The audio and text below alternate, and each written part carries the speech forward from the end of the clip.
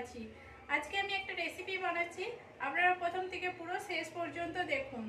আর কি বানাচ্ছি না বানাচ্ছি সেটাও আমি বলে দিচ্ছি। অনেক রকমভাবে খেয়েছেন চিংড়ি মাছের রেসিপি, ছোট ছোট চিংড়ি যেগুলো মানে খুসো বলে, সেই চিংড়ি মাছের অনেক রকমভাবে খেয়েছেন। আজকে আমি কি করে বানাচ্ছি না বানাচ্ছি সেটা দেখুন।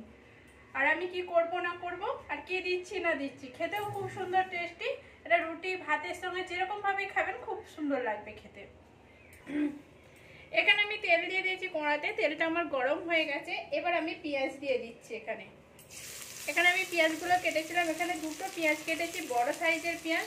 আপনাদের যেরকম থাকবে কুসো মাছটা মানে চিংড়ি মাছটা যেরকম, ছোটো চিংড়িটা যেরকম পরিমাণ থাকবে সেরকম পরিমাণে একটু পেঁয়াজটা দেবেন।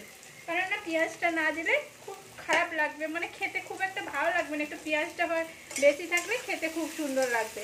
এবার আমি পেঁয়াজটাকে একটু ভেজে নেবো পুরোটা। এখানে আমি পেঁয়াজটা অর্ধেকটা ভাজা করে নিয়েছি। এবার আমি রসুনটা দিয়ে দিচ্ছি। আর আপনাদের যদি এটা কাঁচা থাকে, চিংড়ি মাছটা যদি কাঁচা থাকে, তাহলে পেঁয়াজটা যে ভাজছিলাম তখনই কিন্তু দিয়ে দেবেন। যে মাছও ভাজা হয়ে যাবে আর পেঁয়াজটাও ভাজা হয়ে যাবে। আমার যেহেতু ভাজা আছে মাছটা, ওই জন্য আমি রসুনটা দিয়ে দিলাম। এবার রসুন পেঁয়াজটা একটু আমি ভেজে নেবো। এর মধ্যে আমি লম্বা করে কেটে রেখেছিলাম কাঁচা লঙ্কাগুলো দুটো দিয়ে দিলাম। আর এখানে অবধি যে সকল বন্ধুরা দেখেছেন প্লিজ একটা লাইক দিয়ে দেবেন। নতুন বন্ধুদের জানাই যে একটু ভালো লাগলে সাবস্ক্রাইব করে পাশে থাকবেন। পুরনো বন্ধুদের অসংখ্য ধন্যবাদ, এইভাবেই আমার পাশে থাকুন। আমি একটু এটা ভেজে নিচ্ছি যাতে রসুন থেকে যে একটা মানে সেন্ট বেরোয়, সেই সেন্টটা যাতে চলে যায় আর আমার রসুনটাও ভাজা হয়ে যাবে। এখানে আমার সবকিছু ভাজা হয়ে গেছে। এবার আমি মাছগুলো ভেজে রেখেছিলাম বলে মাছগুলো দিয়ে দিলাম। এখানে আমি সবগুলো মাছ দিয়ে দিলাম। এখানে আমার 2 বাটির হবে মতো মাছ আছে, আমি ওই জন্য পেঁয়াজটা আমি বড় সাইজের দুটো দিয়েছিলাম। এবার মাছটা একটু পেঁয়াজ আর রসুনের সাথে ভালো করে মিশিয়ে নেব।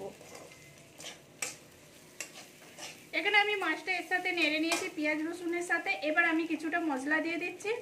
এখানে 1/2 চামচের মতো আমি হলুদ গুঁড়ো দিয়ে দিলাম, 1/2 চামচের মতো আমি লঙ্কা গুঁড়ো দিয়ে দিলাম, আর একটু ভাজা জিরে গুঁড়ো দিয়ে দিলাম 1/2 চামচের মতো, আর একটু সামান্য নুন দিয়ে দেবো। সামান্য পরিমাণে আমি নুনটা দিচ্ছি, কেননা আমার ভাজাতে নুন দেওয়া রয়েছে, ওই জন্য আমি নুনটা সামান্য পরিমাণ দিলাম। এবার একটু মশলাটা আমি ভালো করে ঘেটে নিচ্ছি মাছের সাথে দিয়ে। এবার আমি একটু জল দিয়ে দেবো এর মধ্যে, অল্প করে আমি জল দিয়ে দিচ্ছি। দিয়ে এবার এইটাকে আমি ভালো করে নেড়ে একটু ঢাকা দিয়ে দেবো। এখানে আমি জল দিয়ে পুরোটা ঘেটে দিয়েছি। এবার উপর থেকে আমি একটা টমেটোকে ছোট ছোট করে কুচিয়েছিলাম, এই টমেটোটাকে আমি দিয়ে দিচ্ছি। দিয়ে আমি কিন্তু এর সাথে মিশাবো না, এবার আমি ঢাকা দিয়ে দিচ্ছি। জলটাও আমার ফুটে যাবে আর টমেটোটাও আমার নরম হয়ে যাবে। আর মাঝখানে একবার নেড়ে নেবো আমি। এবার আমি এখানে খুলে নিচ্ছি, খুলে এবার আমি দেখে নিচ্ছি। এরকম আমার জলটা পুরোটা শুকনো হয়ে গেছে আর আমি এটাকে নেড়ে নিচ্ছি। এবার এখানে আমি কিছুটা পরিমাণ ধনেপাতা কুচি দিয়ে দিচ্ছি। এই দেখুন ধনেপাতা কুচিগুলো দিয়ে দিলাম। দিয়ে এবার এইটাকে আমি একটু নেড়ে নিচ্ছি এর সাথে। আর এখানে কিন্তু আমার কমপ্লিট হয়ে গেছে, কিন্তু এর মধ্যে আরেকটা জিনিস দিলে কিন্তু খুব সুন্দর স্বাদ আসবে। এখানে আমি কিছুটা পরিমাণে সরষের তেল দিয়ে দিচ্ছি, কাঁচা সরষের তেল উপর থেকে ছড়িয়ে দিলাম একটু। দিয়ে এবার আমি ঢাকা দিয়ে দেবো। গ্যাসটা বন্ধ করে দিচ্ছি, একটু নেড়ে গ্যাসটা বন্ধ করে ঢাকা দিয়ে দেবো 2 মিনিটের মতো, যাতে মাছের ভিতরে সরষের তেলের সেন্টটা উঠে যায়, লেগে যায়, খেতেও খুব সুন্দর লাগবে।